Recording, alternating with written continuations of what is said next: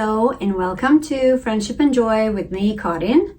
It's been a while since I last did an episode, and there is a reason for that again. I can also say it's been a long time because I can't find my tripod, the stick that I usually put the phone up to. I can't find it anywhere, so I have no idea where I put it. So I lined you guys up, and I hope you can see okay. It's been a while. The reason for that is because I have actually had some pain in my wrist, and at first I thought it was just carpal tunnel. I thought I had been knitting too much, so I decided to stop knitting and crocheting and let it heal and rest and whatever, but it didn't get any better. Unfortunately, it kept getting worse and worse, and then a lot of my joints started to hurt, and after a lot of doctor's visits, x-rays, ultrasound, blood test, and a whole bunch of stuff, I have now been diagnosed with rheumatoid arthritis, which is something that runs in my family. So it's just something I have been dealing with lately. So that sucks. But the good news is that whether I knit or crochet doesn't really matter, because it's not going to get any better if I stop. So I started doing it again. But because of that, there was a long while where I didn't knit or crochet much of anything at all. What have I done since last time? Oh, it's been a long time. I crocheted a sweater for my niece. I can put a picture of that one here. I also did, I knitted this one, and I can talk about this one. This is the Owen sweater. I have done another one in the past, but here, let's bring that up. This is what the pattern looks like. It's the Owen sweater, and it is designed by Knitterella, Jill Silensky, also known as Knitterella. It's an old pattern, but good written pattern, easy to make. It's knitted top down, so very little sewing, just a couple of stitches. You kind of graft the stitches under the arm and that's it. So it's like nice and easy. I've also knitted this sweater, which I forgot to pull the pattern out. I always do this, but this is the Kismet sweater by Rachel Ilsley. And it looks like this. Another fabulous pattern. I have knitted her top in the past, which is one of my absolute 100% favorite, the sideways sweater that I've talked about in the past. I really like her designs. I like the way she puts I don't know if you call it grading, but when you size the sweater, sometimes I find that they're bulky here, they're too tight there, they might be great in the body, but then their sleeves are too narrow or too wide or too loose. And so a good pattern comes with so many different aspects. Not only is it beautiful to look at, but it's also put together very well. So that is what makes a well-written pattern to me, or thought through when they design it. I have done some very famous designer, I'm not going to mention names when I have nothing, I mean, she's a great designer and I love her, and she's done some beautiful things, but I often find that her designs are too narrow in the arms and too wide in the body. So it's just different tastes. But so this is if you like it, good overall easy pattern that is well written and good proportions, I can highly recommend Rachel Ilsley. And this yarn, the yarns I used in this sweater was all just left over from other projects. When you have so many different colors, you don't need a lot of the contrasting colors.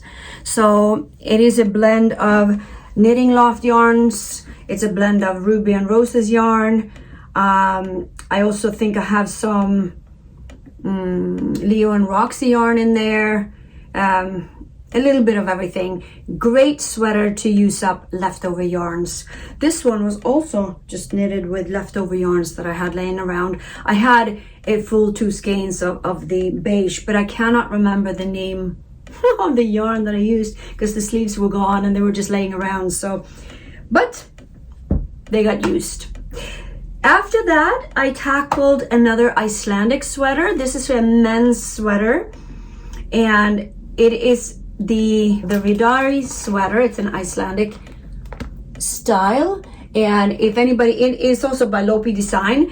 Anybody who's knitted with Lopi yarn, they know it is that traditional Icelandic yarn that is super scratchy but very, very warm. So a sweater like this is meant to be used outdoors. It can handle damp, cold weather, because the natural fiber has a little bit of water repellent in it. So it's like, I wouldn't say you can get drenched in it, but it's definitely cold, wet, damp weather. This will feel amazing and warm. And I made a sweater, and it turned out quite lovely, I think. And another typical round yoke Icelandic style. The only thing that's different about this sweater is that you have this little rolled edge. Usually it's just the ribbing, but this one has a little rolled edge at the end, and same at the bottom too, which I thought was interesting. And nice, big, heavy, scratchy though. So this is definitely not something you want to wear against your skin. You wear a work shirt or something underneath it, or a long sleeve t-shirt or something underneath, and it should be good on those colder days. I have delicate skin. I need soft yarn. I have just learned to accept that. And then I had some other yarn laying around. The yarn I used for this project, let me show you. It is fairly inexpensive yarn, which is good if you're gonna make a blanket, something a little bigger. A good yarn to use that comes in a fairly large excuse me, ball like this is paint box yarn. This is DK weight, simply DK. Comes in a variety of different colors, and you can make a lot of stuff. It's soft, so you can use it for a baby blanket, but you can also use it in sweaters and things like that. But it is in a wool blend. It's not 100% wool. No, actually, it's not even a wool blend. This is 100% acrylic. So this is not something that I usually use unless I'm doing a larger project. And I had so much fun when I knitted this Sweet Dreams baby blanket for my grandson in the cotton yarn. But I decided to make one in a wool yarn and another one. And I had to add a little bit of pink in there this time, just because I thought that was a cool combination. No, there's not another baby on the way. It's just, I had to make this for myself. I'm sure it will come to use somewhere.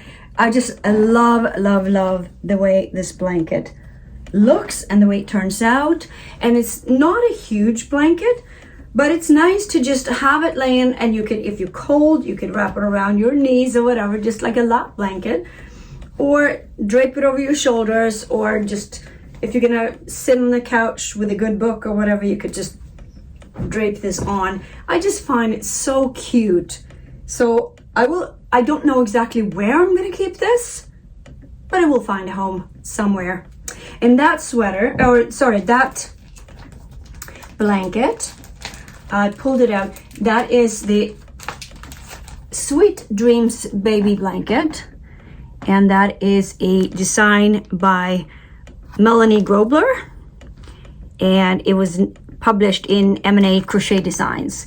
I believe it was a free pattern.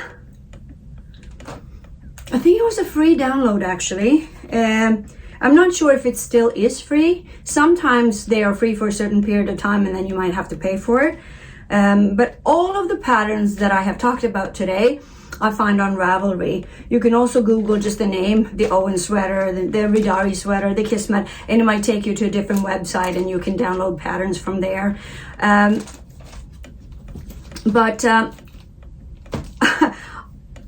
For the most part, I tend to pay for my patterns.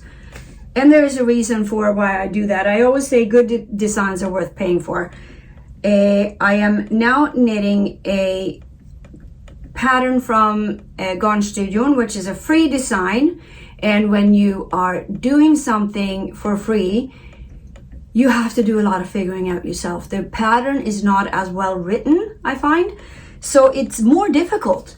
The pattern I'm knitting right now, I can show you what's on the needles. It's going to be a little Chanel style jacket.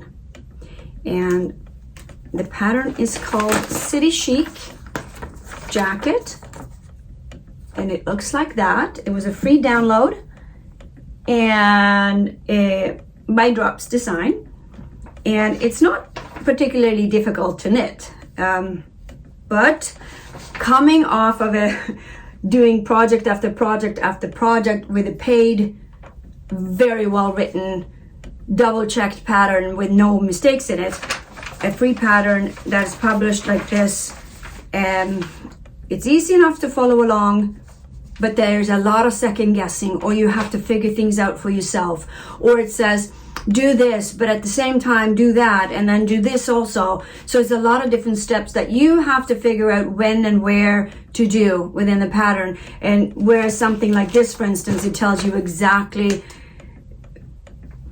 row by row almost what to do, so you have a lot more hand holding. So if you are a beginner or you want to learn or you want to, let's say you know how to knit, you know how to crochet, you want to start a little bit more of a complicated pattern, I recommend pay for it. Get something that is tried, tested and true and easier to understand, because when it comes to knitting and crocheting, it's not the actual knitting and the crocheting that's the hard part. It's to understand the patterns for the most part, I find. So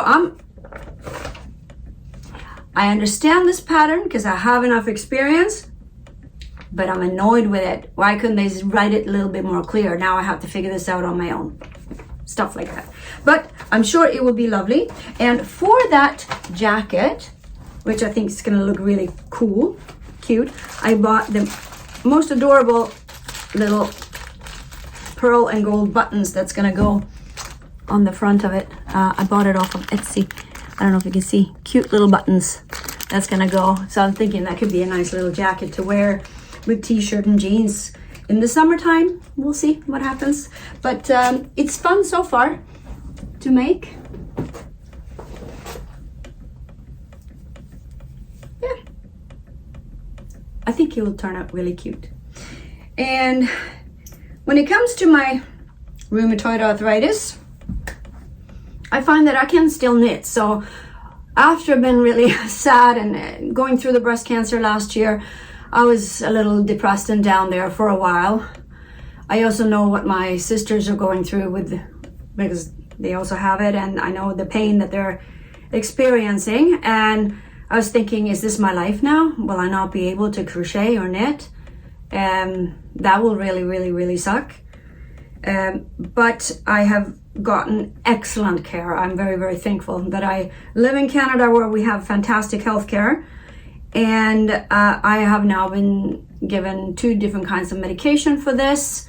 And already the inflammation is going down. I was so swollen, actually it's swelling up right now. But today I was able to put my rings on.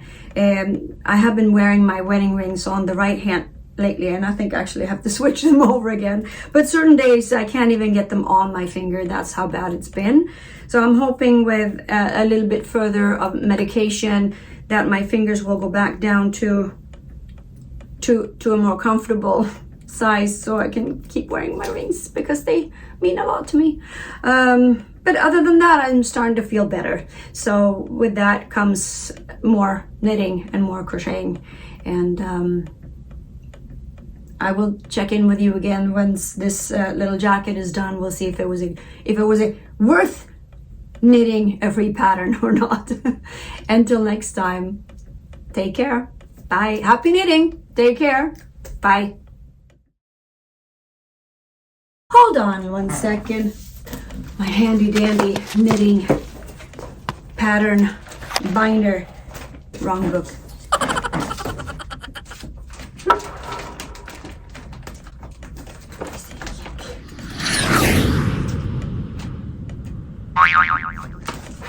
So much for being prepared.